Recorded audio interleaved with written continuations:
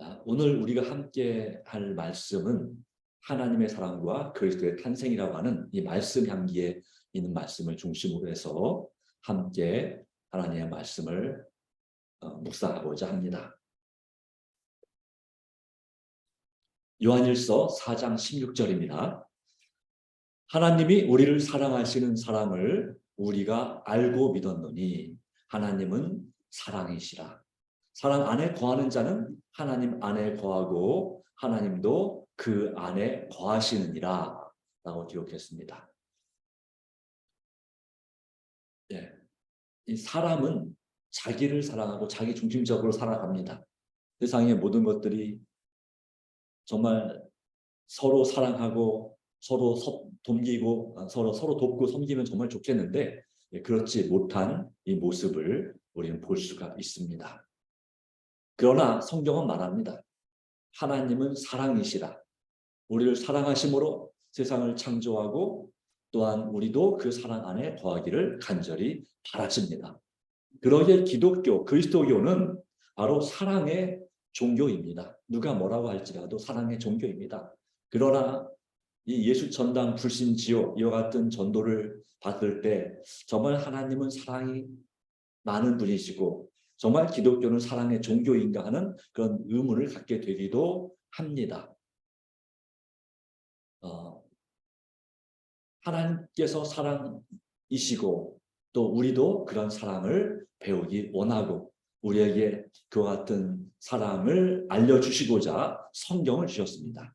이 성경, 생명의 말씀인 성경은 하나님의 사랑을 안 사람들의 이야기입니다. 창세기부터 시작해서 아담과 하와부터 시작해서 또한 이 사도 요한에 이르기까지 바로 그 사람들은 정말 하나님께서 얼마나 그들을 사랑하시는지를 체험하고 깨달은 사람들의 기록이 바로 성경이라고 말할 수 있고 또 율법조차도 하나님의 사랑의 율법이라고 말하죠. 또 사랑의 완성이고 하나님의 성품 자체, 속성의 또 핵심적인 것은 바로 사랑입니다. 사랑도 여러 종류가 있습니다. 그러나 이 하나님의 사랑은 바로 무조건적인 사랑이고 자희생적인 사랑이라는 아가페 사랑이죠. 그 사랑을 닮은 사람들의 이야기이고 이 성경을 믿고 읽는 사람들도 바로 그 사랑, 하나님의 사랑을 닮은 사람들이 되어야 될 것을 성경은 우리에게 말씀하고 있는 것입니다. 그렇기 때문에 변하지 않는 것, 바로 그것은 하나님의 사랑이라고 하는 것입니다. 사람의 사랑, 이기적인 사랑은 그때그때 변할 수 있습니다. 그러나 이 하나님의 사랑은 변치가 않습니다. 마치 태양과 같습니다. 이 겨울이라고 해서 하나님의 사랑이 식어졌는가? 겨울에 춥잖아요. 그렇지 않습니다. 바로 우리 지구의 위치가 지구에서 이 북반구 우리가 살고 있는 한국 땅의 위치가 태양으로부터 몇천 킬로 멀어진 것뿐입니다. 그런데도 춥습니다. 그렇죠? 조금 멀어졌습니다. 그러나 여름이 되면 이제 또 반대로 그만큼 더 가까워지죠. 그래서 그 뜨겁고 더움을 느낍니다.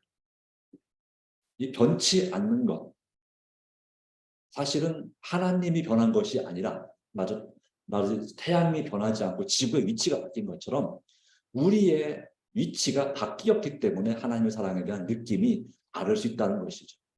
그런 면에서 우리는 하나님의 사랑을 이해할 필요가 있겠습니다. 예수님의 제자 요한의 간증이 있습니다. 요한복음 1장 1절 말씀 가운데 태초부터 있는 생명의 말씀에 관하여는 우리가 들은 바요, 눈으로 본 바요, 주목하고 우리 손으로 만진 바라라고 말씀했습니다. 태초부터 있는 생명의 말씀. 우리에게 있어서 정말 경험되어진, 체험되어진 그 말씀이 되어야 되는 것인데 이 생명의 말씀은 바로 누구냐면 예수님을 얘기하는 것이죠. 원래 이 예수님의 제자 사도 요한은 성격이 불같은 사람이었습니다. 급한 사람이었습니다. 그래서 별명이 우레의 아들, 우레의 아들, 천둥이죠. 천둥 소리처럼 그렇게 물론 베드로처럼 목소리가 크진 않았습니다. 그러나 누군가가 자기를 기분 나쁘게 하면 그것을 절대로 참지 못하고 반드시 해주는, 불같이 화를 내고 갚아주는 그런 이 형제가 바로 이 야고보와 요한 형제였습니다. 그래서 동네 사람들이 함부로 하지 못했겠죠.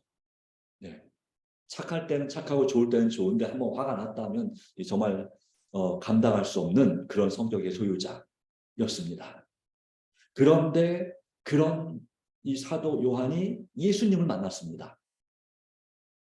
예수님의 제자가 되었습니다.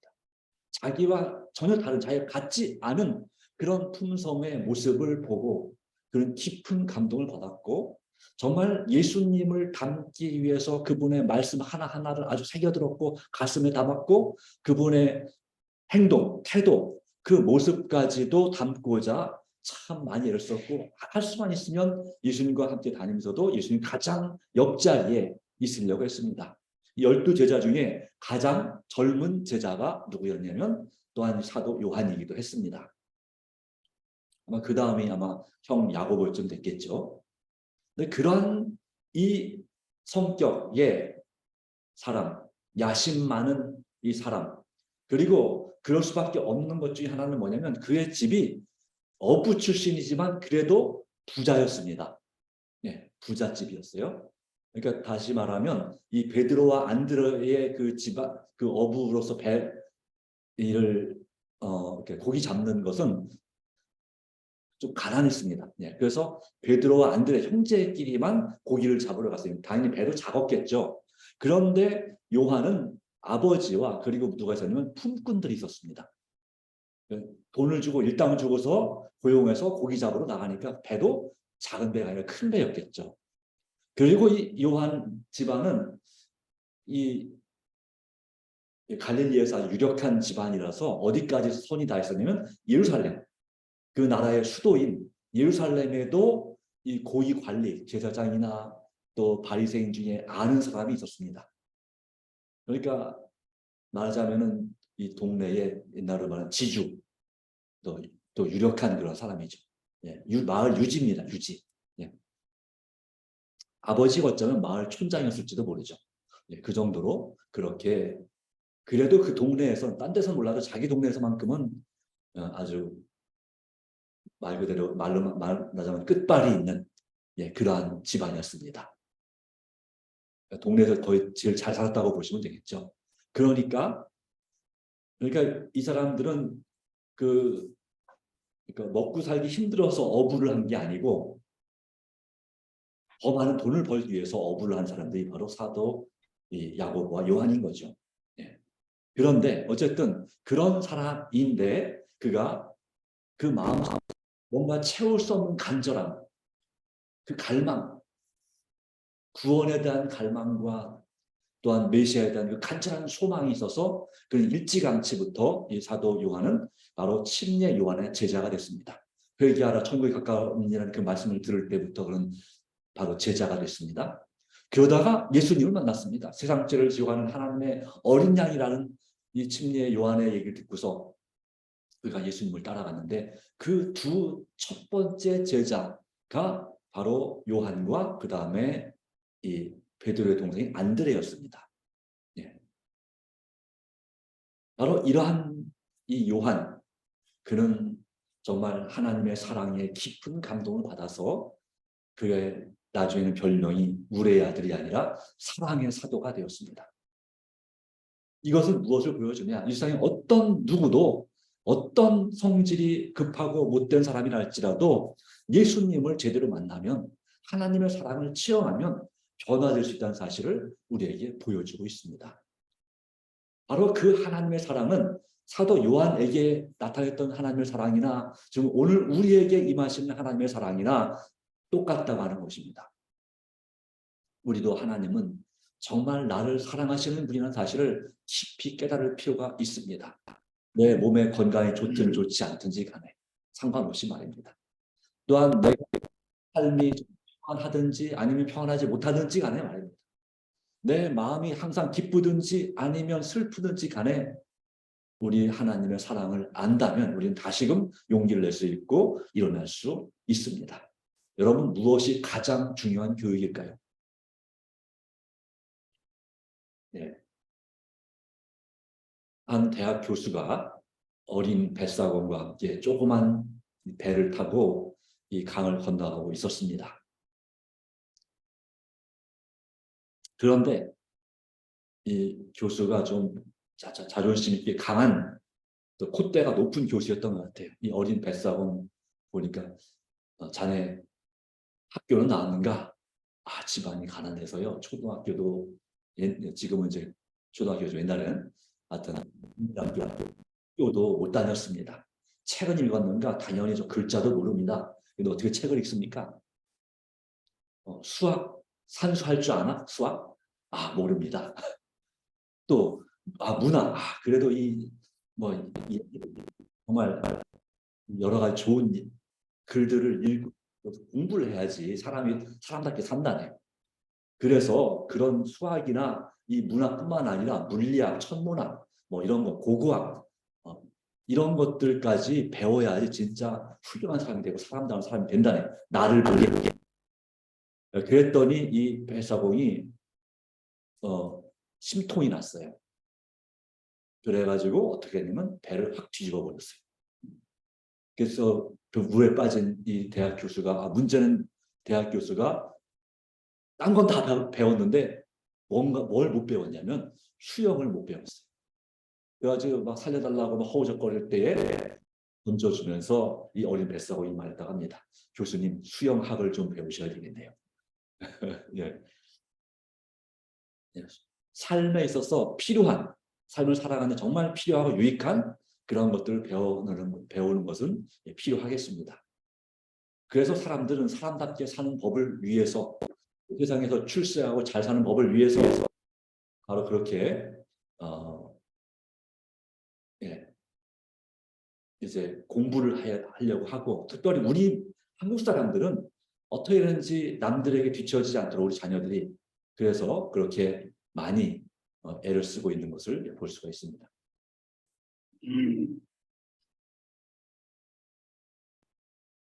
그런데 그것이 우리나라는 좀 너무 지나치죠.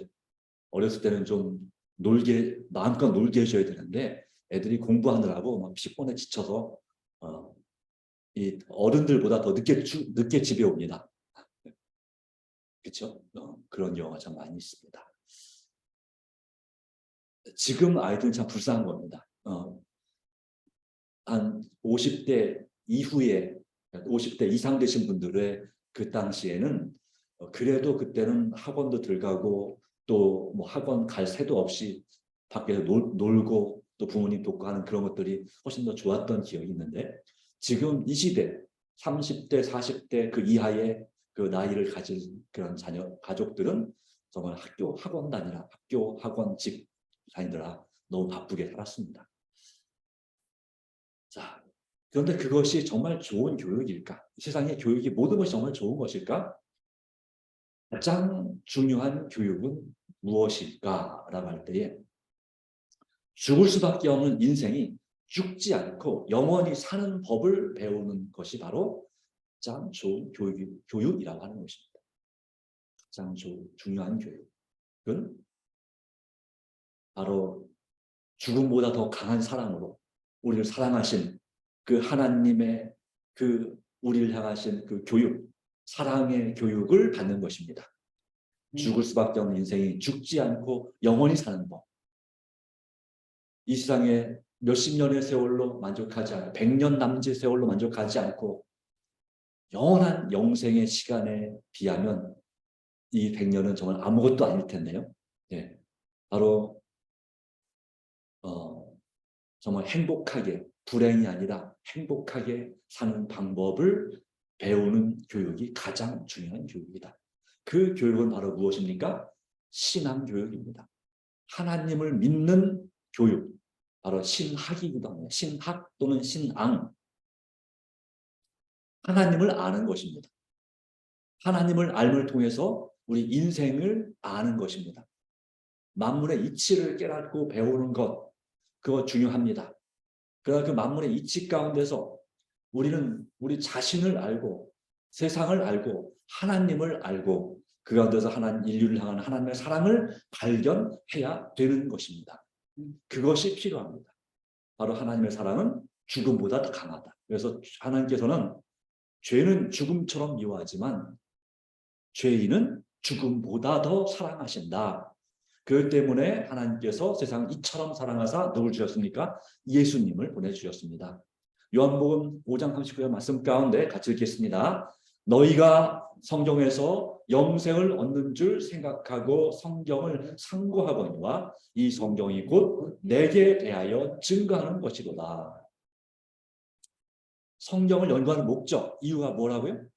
영원한 생명, 영원한 행복을 누리고자, 얻고자 하는 것입니다. 세상에 비밀, 수많은 비밀들이 있습니다. 부자가 되는 비밀, 또 처세술의 비밀, 또한 상담의 비밀, 또 사람의 마음을 읽는 비밀, 또 여러 가지, 또 그 외에 또 정치에, 또 군사, 외교, 각종의 모든 것들이 어떻게 보면 학문이면서 동시에 비밀입니다. 어떻게 하면 인생을 정말 보람있게 사람답게 살 수 있을까? 또 잘 먹고 잘 살 수 있을까? 요즘 사람들은 바로 잘 먹고 잘 사는 것, 경제적으로 잘 먹고 잘 사는 것에 집중하고 때로는 거기에 너무 무리하게 투자해서 쫄딱 망하는 경우도 있습니다. 그래서 훨씬 그냥 평범하게 꾸준히 모으면서 살았으면 잘 살았을 텐데 너무 욕심부리다가 더 힘든 노후를 보내는 경우도 참 많이 있습니다. 또는 여러 가지가 있죠. 그 외에도. 그러나 결과적으로 아무리 돈이 많든 아무리 돈이 없든 아무리 건강하든 아무리 병이 많든 아파서 병 약하든지 간에 결국은 죽습니다. 이 죽음이란 문제 앞에서는 누구나 다 평등하죠. 이 죽음의 문제를 해결할 수가 없습니다. 예, 어떤 비밀도 세상의 모든 비밀, 불법의 비밀, 그것이 바로 이 마지막 때 정말 권세 있게 세상을 지배하려고 하지만 그것도 우리에게 영생을 줄 수 없고 죽음 문제를 해결할 수 없습니다.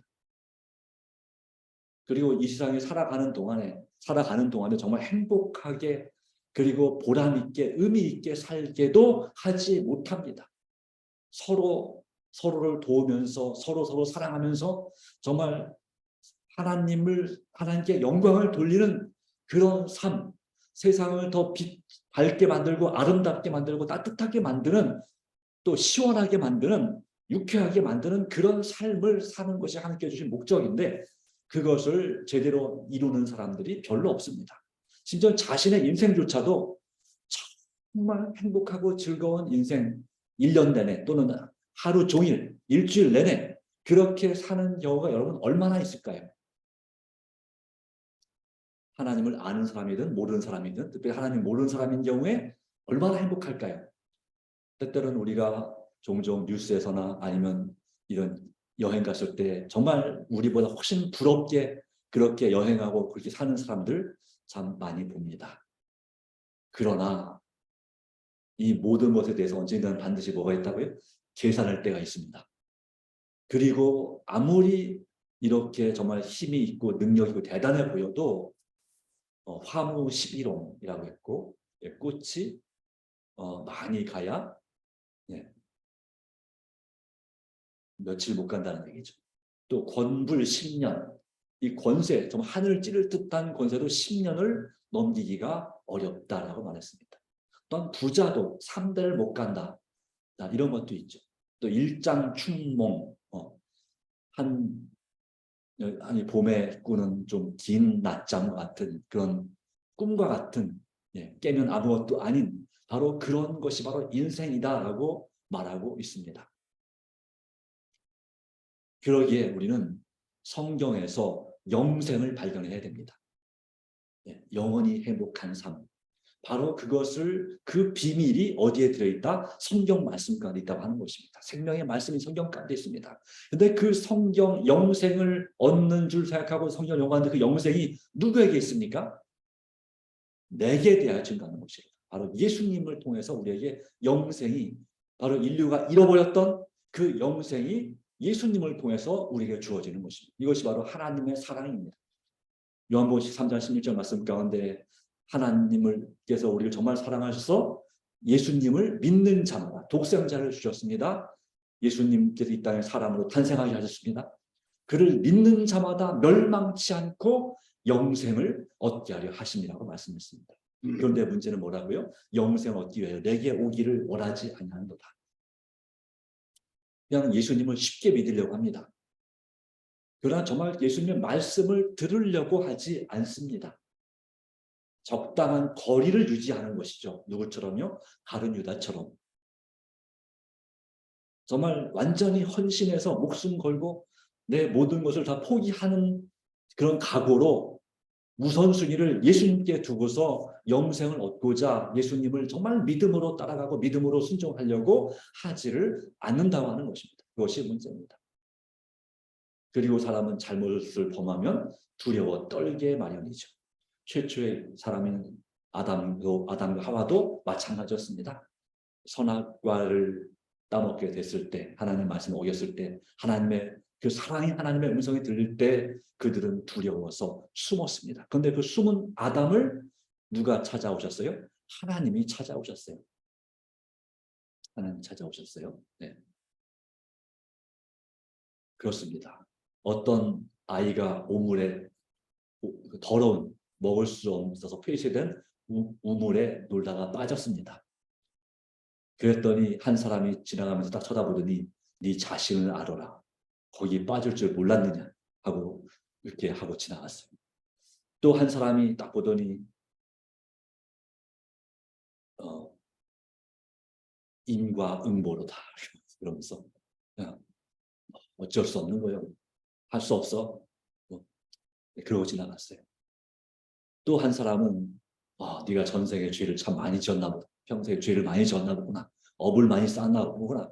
어쩔 수 없느니라. 그 오물에서 벗어난다고 해서 깨끗해지는 것도 아니고 그냥 거기 있어라. 이러고 지나갔어요.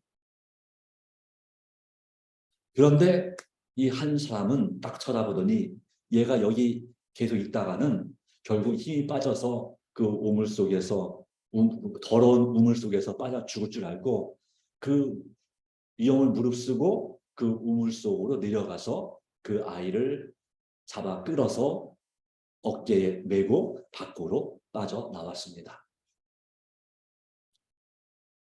무슨 얘기일까요? 처음에 내 자신을 알라 하는 것은 바로 철학, 이 철학의 사람에 대한 대답입니다. 이 죽을 수밖에 없는 이 고통 중에 곤란 중에 있는 인생에게 하는 대답입니다. 인과응보다. 바로 그것은 바로 유교의 사상입니다. 그리고 또한 생자 필멸이고 그리고 또 이전이 업보를 죄를 많이 지어서 그렇게 됐다라고 하는 바로 그것은 바로 불교의 사상입니다. 그런데 기독교의 예수님은 바로 인간 스스로 자기가 그 죽음의 우물에서 벗어날 수 없음을 알고 친히 내려오셔서 그 오물이 묻을 걸 신경 쓰지 않고 그를 그 우물 속에서 건져내신 것처럼 바로 기독교는 사람을 찾아오십니다. 기독교의 하나님, 바로 예수님은 찾아와 손을 내미시는 분이십니다. 사랑의 하나님, 그분은 아담을 벌 주려고 찾아온 거 아닙니다. 그렇게 보일지 모르겠으나 구원의 계획을 선포하셨습니다. 창세기 3장 15절 내가 너로 여자와 원수가 되게 하고 너의 후손도 여자의 후손과 원수가 되게 하리니 여자의 후손은 내 머리를 상하게 할 것이요 너는 그의 발꿈치를 상하게 할 것이니라. 바로 처녀가 잉태하여 아들을 낳을 것인데 그 이름 임마누엘이라 하리라 했죠. 또 이사야 7장 14절 말씀 가운데 이 구원의 복음, 이 원시 복음이라고 하고 근본적인 복음 가운데서 사단에게 바로 여자의 후손인 예수님께서 오셔서 그 사단의 권세를 깨뜨리고 인류를 죄의 결과로부터 죄의 환경으로부터 죄의 본성으로부터 즉 죽음으로부터 구원하실 것을 약속하시고 예언하신 것이 바로 이 구원의 계획, 구속의 경륜입니다. 바로 그 약속대로 예수님께서 이 땅에 오셔서 십자가의 고난과 상처를 받게 사단이 만들었지만 그러나 바로 그 하나님의 예언은 이제 그 모욕을 감당하면서까지 인류를 구원하시는 놀라운 역사가 여기에 포함되어 있고 이것이 바로 하나님의 사랑인 것이죠. 죄를 지었을 때 짓기 전에도 인류를 정말 사랑하셨지만 죄를 지은 다음에 더 많이 사랑하셔서 그 하나님께서 목숨을 버리기로 결심하셨다, 작정하셨다는 그런 계획을 보여준 것입니다. 그 사랑이 얼마나 큰지 깨닫게 된다면 정말 두려움 없이 하나님께 나아갈 수 있게 되는 것입니다. 그래서 우리는 누가 뭐래도 하나님은 정말 무조건적이고 희생적인 사랑을 하시는 분이라는 사실을, 그런 사랑이 많으신 분이라는 사실을 우리가 믿는 믿음이 필요합니다. 하나님을 무섭고 잔인하고 자기 이기적인, 자기만 생각하는 그런 폭군과 같은 하나님이 아니라고 하는 것입니다. 예수님이 사랑이신 것처럼 하나님도 사랑이십니다. 바로 그 사랑의 하나님께서 우리에게 예수님을 보내신 것입니다. 그 사랑을 깨닫는다면 두려움 없이 나갈 수가 있다. 그런데 창세기 3장 16절 17절 말씀 가운데 여자에게 잉태하는 고통을 더하게 하셨고 남자에게는 이제 그 종신토록 땀을 흘려 수고하여야 소산을 먹겠다는 그런 말씀을 하셨습니다. 저주처럼 보입니다. 그러나 이것은 저주가 아니라 도리어 죄를 지은 이 여자와 남자에게 주시는 축복이라고 하는 것입니다. 하나님의 사랑을 느끼게 하고자, 깨닫게 하고자 한 도구였습니다. 이 사람들이 저주를 받은 것이 아니라 땅이 저주를 받았습니다. 우리 조상이 저주를 받은 게 아니라 땅이 저주를 받았죠. 자, 여자에게 잉태하는 고통을 더하리니, 자, 잉태하는 고통, 그리고 해산의 고통, 그 고통 가운데 엄마가 된, 아이를 품은 엄마는 무엇이 나온 분비가 되냐면 그 통증을 느낄 때 옥시토신이라고 하는 그 호르몬이 분비가 된다고 합니다. 이것은 모성애를 갖게 합니다. 이 아이가 나의 아주 소중한 일부라고 하는 사실을 깨닫게 만드는 그것입니다. 이것은 이 아이를 낳지 않을 때 옥시토신이 분비되면 사랑의 묘약이 된다고 하죠. 서로 정말 사랑하게 만드는 것입니다.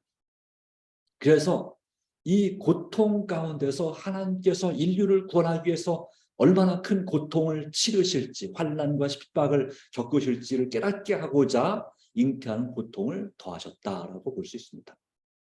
바로 예수님, 하나님 아버지께서 예수님을 이 땅에 보내시고 예수님께 이 땅에서 십자가에 죽으신 고통이 이 잉태하는 고통보다 훨씬 더 큰 고통을 경험하게 한 것이죠. 이사야 49장 15절 16절에 여인이 어찌 그 젖먹는 자식을 잊겠으며 라고 말씀했죠. 그러나 그들은 혹시 잊을지라도 나는 너를 잊지 아니하리라. 바로 이와 같은 아버지, 어머니 같은 그 사랑을 우리 하나님, 그래서 하나님을 우리 아버지라고 부르는 것입니다. 그런 사랑을 우리에게 깨닫게 하시는 것입니다. 땀을 흘려 수고하고 일하는 것을 통해서 우리는 우리에게 말씀하신 수고하고 짐진 자들을 다 내게로 오라고 하는 그 예수님의 말씀을 더 기억하고 그 쉼, 이 안식이 얼마나 중요한지를 깨닫게 되는 것이죠. 이 죄로 인해서 깨진 이 안식일마다 우리가 체험하고 누리는 것은 얼마나 감사하고 복된 일인지 모릅니다. 그래서 그렇게 지내잖아요. 직장생활 하시는 분들. 월요일 날은 조금 힘들지만 이제 수요일쯤 되면 이제 이틀만 일하면 쉰다. 목요일 되면 이제 오늘 빼고 하루만 더 일하면 쉰다. 금요일 되면 자 오늘 하루만 일하면 내일은 쉰다. 이게 정말 그런 소망이 있잖아요. 그렇습니다. 직장의 일을, 그 고된 일들을, 스트레스 받고 힘든 일들을 쉬는 것 자체도 안식이죠. 근데 더 중요한 건 뭡니까? 우리 영혼의 안식. 우리의 마음과 영혼이 진정한 안식을 누리고 회복을 경험하고 치유를 경험하는 이 안식일, 이것이 바로 하나님의 사랑이죠. 자, 그래서 인류를 영원히 살리기 위한 계획은 십자가 희생을 통해서 죄의 근원을 처리하고 인류의 심정을 근본적으로 변화시키고 궁극적으로 구원하는 일이었습니다. 세 가지, 십자가의 죽으심으로 죄의 근원, 죄의 뿌리를 뽑아 없애는 것이에요. 아래치기만 해도 안 되는 것이죠. 뿌리째 완전히 근본을 해결하고 그 다음에 우리의 마음을 이 타락하고 이 정말 부패된 우리의 마음을 하나님의 품성으로 원래대로 성화, 변화시키고 거룩하게 변화시키고 그리고 궁극적으로 우리를 이 죄악 세상 죄된 환경으로부터 구원하는 일이 바로 하나님의 구원의 계획, 구속의 경륜이다라고 하는 것입니다. 그래서 하나님의 자리를 내려놓고 예수님께서 그 높고 높은 하늘에서 이 낮고 낮은 땅으로 내려오셔서 자기를 낮추시고 사람이 되셔서 자기를 낮추시고 죽기까지 복종하셨으니 그 십자가에 죽으십니다. 자, 12월 25일은 크리스마스라고 하고 12월 24일은 크리스마스 이브라고 합니다. 근데 그날은 주로 어떻게 보냅니까? 많은 사람들이 그날을 그냥 말 그대로 할러데이, 휴일로 보내는 것입니다. 같이 즐기고 뭐 가끔 캐롤을 듣거나 부르기도 하지만 그러나 거기에 예수 그리스도는 빠져 있고 종종 많은 경우가 산타크로스나 선물이나 또 남녀간의 교제나 뭐 그런 쾌락이 뭐 그런 세상적인 즐거움이 거기에 가득한 것입니다. 정말 예수님의 그 희생과 사랑과 그 고생하러 오신 그 예수님에 대한 진정한 감사하는 마음이 우리에게 또 그 예수님을 주신 하나님을 정말 사랑하는 마음이 우리에게 있느냐라고 하는 것이죠. 바로 예수님 외에는 구원받을 이름이 없습니다. 그래서 여자의 후손, 예수님은 남자의 후손이 아니라 여자의 후손으로 오셨습니다. 왜냐하면 죄의 유전자를 갖지 않고 죄의 본성이 없이 바로 처음 아담이 실패했던 또 하와가 실패했던 바로 그 자리에서 승리하시기 위해서 이제 처녀 마리아를 통해서 잉태하신 것이죠. 성령으로 잉태됐습니다. 그리고 이 말씀이 성취되었습니다. 그리고 그분은 그리스도 기름 부음 받은 왕으로 오셨습니다. 아들을 낳으리니 이름을 예수라 하라. 이는 그가 자기 백성을 저희 죄에서 구원할 자이십니다. 우리의 죄를 구원하시기 위해서 이 죄의 유전자를 갖지 않고 이 땅에 오셔서 인류를 구원하는 훨씬 더 그런 아담과 하와보다 체력적으로 정신적으로 훨씬 더 불리한 환경 가운데서 그 죄의 유혹이 훨씬 더 많은 상황 가운데서 예수님은 마침내 하나님을 철저하게 의지하심으로 승리하셨고 구원하셨고 그리함으로 우리가 그분을 믿음으로써 정말 참된 평안을 경험하게 되는 것입니다. 마리아가 믿음으로 예수님의 탄생에 대한 자신을 통한 탄생을 받아들였습니다. 주의 계집종이오니 말씀대로 이루어지다. 이 말씀은 누가복음 1장에 쭉 가면 이제 엘리사벳이 말하기를 믿은 여자에게 복이 있도다. 주의 말씀대로 이루어지리라고 믿은 여자에게 복이 있도다. 바로 우리가 이와 같은 이 믿음 가운데서 예수님께서 우리에게 주신 그 축복을 경험하는 것입니다. 그리고 이것은 바로 인류에게 큰 기쁨에 온 백성에게 미칠 큰 기쁨의 좋은 소식이었습니다. 아마도 10월 말에서 11월 초에 그 이제 곧 우기가 시작돼서 엄청 추워지기 전에 이제 밖에서 야영을 하면서 이제 그 양들을 그 우리에 몰아놓고서 불을 피우면서 이제 메시아의 탄생에 대한 그 예언을 생각하고 그것을 서로 얘기하고 있는 가운데 천사들이 갑자기 나타나 그들에게 구원의 기쁜 큰 소식을 큰 기쁨의 좋은 소식을 그들에게 전했습니다. 그리고 강보에 쌓여 구에 놓인 아기를 보리니 이것이 너희 표적이니라. 그래야 이 목자들 이름 없고 가난한 이 목자들이 이 베들레헴의 목자들이 예수님을 찾아가서 예수님을 경배하고 바로 천사들이 나타나서 그들에게 말했던 바로 그 소식을 마리아에게 전해 주었습니다. 바로 그 아들은 예언된 요한계시록 12장에 예언된 바로 만국을 다스릴 남자 바로 그리스도 왕의 왕이신 예수 그리스도이셨습니다. 바로 그분께 온전한 영광을 돌리게 될 그 역사를 이루기 위해서 그 영광을 위해서 바로 이 땅에서 먼저 십자가를 체험하셔야 했습니다. 십자가가 없이는 영광도 없습니다. 예수님의 고난 그러나 거기는 먼저는 무엇이었다고요? 하나님의 인류를 향한 사랑 그 사랑으로 보내신 예수님 그 예수님의 사랑과 선행과 봉사 가운데서 그런 가장 낮은 곳에 임하셨고 정말 섬김을 받으러 오신 것이 아니라 섬기러 오셨습니다. 바로 그 예수님을 믿음으로써 그가 정말 죽기까지 하나님 앞에 복종하시고 십자가를 지시고 순종하셨을 때, 인류를 위해서 주 안에 잠드셨을 때, 그리고 부활하셨을 때에 하나님께서는 그를 지극히 높이사 원래 그 비어 낮아진 바로 버린 그 하나님의 보좌에 앉게 하셨습니다. 그리고 그 하나님께서 어린 양이신 예수님에게 찬송과 존귀와 영광과 능력을 회복시켜 주셨습니다. 바로 그 예수님을 믿음으로써 오늘 우리는 이 하나님의 사랑을 더 깊이 체험할 수 있고, 또한 그 사랑 가운데서 예수님을 믿음으로써 우리도 우리 삶에서 정말 하나님께 찬송과 존귀와 영광과 능력을 돌릴 수 있습니다.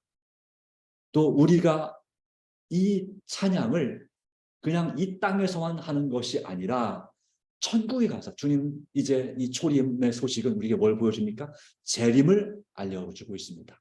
예수님께서 재림하시는 날, 우리가 예수님과 함께 공중에서 만나서 또 헤어진 사랑하는 가족들과 만나서 영원한 영광과 기쁨 가운데서 천국의 하나님 보좌 앞에서 하나님께 정말 이 그전에 다뤄보지 못했던 악기를 다루면서 또 그전에 불러보지 못했던 아름다운 음성을 가지고, 내지 못했던 아름다운 음성을 가지고, 그리고 정말 감격스러운 그러한 정말 형용할 수 없는 그 사랑 충만한 마음, 하나님을 닮은 그런 품성을 가지고 우리가 하나님을 찬양을, 그 찬양을, 그 소망, 그 영광 돌리는 바로 그 날을 상상하시면서 우리가 믿음으로 살아갈 필요가 있습니다.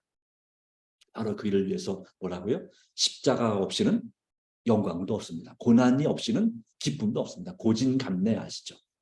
고진감래. 우리는 예수님을 믿음으로 정말 우리에게 닥친 어려움들을 원망하지 아니하고 도리어 감사함으로 이겨내게 되기를 간절히 바랍니다. 하나님의 축복이 함께 하시고, 그래서 이제 이 12월 말에 예수님의 탄생을 우리가 기념하고 기억하면서 하나님의 사랑을, 울량하신 하나님의 사랑을 더 많이 체험하고, 바로 그 사랑, 그 사랑이 성경에 기록되어 있음을 기억하면서 성경 말씀을 더 열심히 사랑하고 읽기를 힘쓰고 묵상하기를 즐겨하는 저와 여러분이 되기를 간절히 바랍니다. 우리를 참으로 사랑하신 하나님의 사랑을 알기를 원합니다. 그 사랑을 알려주시고 말씀하신 또 하나님께 진심으로 감사드립니다. 오 주님, 우리 하나님께서 이 땅에 우리를 구원하시고자 예수 그리스도를 탄생하게 하시고, 또한 이 땅에서 우리의 모본이 되게 하시며 마침내 십자가의 죽으심으로 죽음보다 더 강한 사랑이 어떠한 것인지를 보여주셨습니다. 바로 무조건적인 사랑, 자희생적인 사랑, 바로 자희생의 법칙이 자보존의 법칙임을 깨닫게 하셨습니다. 고통하고 고생하는 우리에게 하나님의 사랑을 더 깨닫게 하시고, 또한 수고하고 무거운 짐진 자인 우리들을 부르셔서 참된 쉼을 허락해 주셨으니 감사합니다. 오직 예수님을 믿는 믿음으로써 우리가 살아가게 하시고, 주님 안에서 더욱더 용기를 얻고 이 안식일에 우리 마음이 주님의 사랑으로 더 따뜻해지고 뜨거워지게 하여 주시며, 나만 사랑하는 것이 아니라 우리 가족과 우리 이웃을 더 사랑하고 섬길 수 있는 하나님의 자녀들이 되게 하여 주시옵소서. 무엇보다도 이 귀중한 사랑이 하나님의 말씀 가운데 있으니 우리가 이 연말을 맞이해서 또 이제 내년을 이제 바라보면서 더욱더 열심히 하나님 말씀을 읽기를 사모하고 또한 묵상하기를 즐겨하는 하나님의 자녀들이 되게 하여 주시옵소서.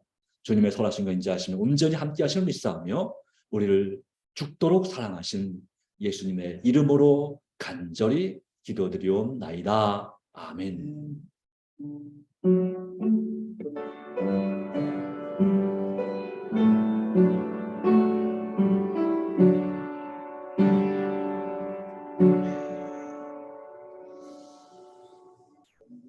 예, 감사합니다. 하나님의 은혜가 우리 함께하길 바랍니다. 내일 아침에 뵙겠습니다. 네, 내일 재직 수양이 있습니다. 장로님, 집사님들 꼭 참여해 주시고요. 예, 그리고 또 이제 직원회 있겠습니다. 재직 수양이 끝나고 나서 확대 직원회입니다. 내년도 직원 되신 분들도 다 참여해 주셨으면 좋겠습니다. 예, 그리고 이제 오후 5시에 교회 송년회가 있을 예정입니다. 또 참여해 주시기 바랍니다. 예, 교회 차량이 운행이 필요하신 분은 말씀해 주시면 차량 운행하도록 하겠습니다. 감사합니다. 네.